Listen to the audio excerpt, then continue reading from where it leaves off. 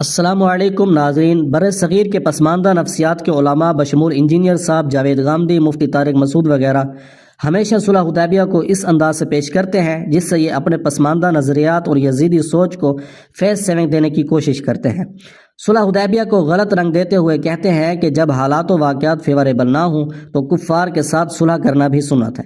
مثلا آپ معاشی اور عسکری طور پر کمزور ہوں تو دشمنوں سے صلح کر لیں۔ لہذا پاکستان کیونکہ معاشی اور عسکری طور پر امریکہ، اسرائیل، چین وغیرہ سے کمزور ہے تو پھر پاکستان کو امریکہ، چین، اسرائیل کی ہر بد معاشی، ہر ظلم پر خاموش رہنا چاہیے۔ ناظرین، سوال یہ ہے کہ کیا صلح حدیبیہ اس لیے کی گئی تھی کیونکہ مسلمان معاشی اور عسکری طور پر مشرکین مکہ سے کمزور تھے؟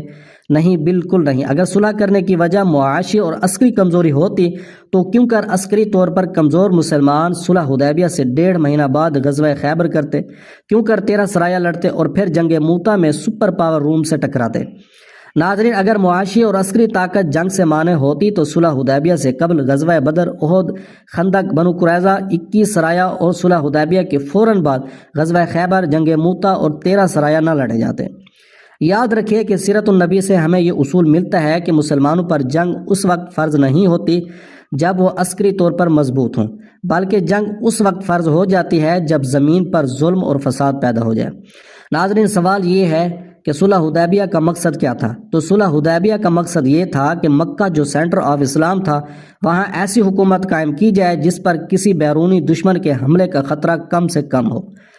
اس کا طریقہ یہی تھا کہ سپر پاور روم سمیت پورے خطہ عرب میں مسلمانوں کا رعب و دبدبہ و دھاک بٹھائی جائے تاکہ کوئی طاقت سینٹر آف اسلام مکہ پر حملہ کرنے کی جرأت نہ کرے۔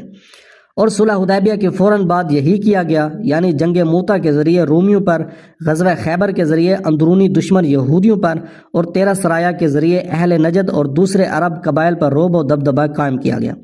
گویا صلح حدیبیہ کی وجہ مسلمانوں کی معاشی اور عسکری کمزوری نہیں بلکہ سیاسی چال تھی۔ غامدی اینڈ کمپنی ہجرت نبوی کو بھی اپنی پست نفسیات کی تسکین کے لیے دلیل بناتے ہیں۔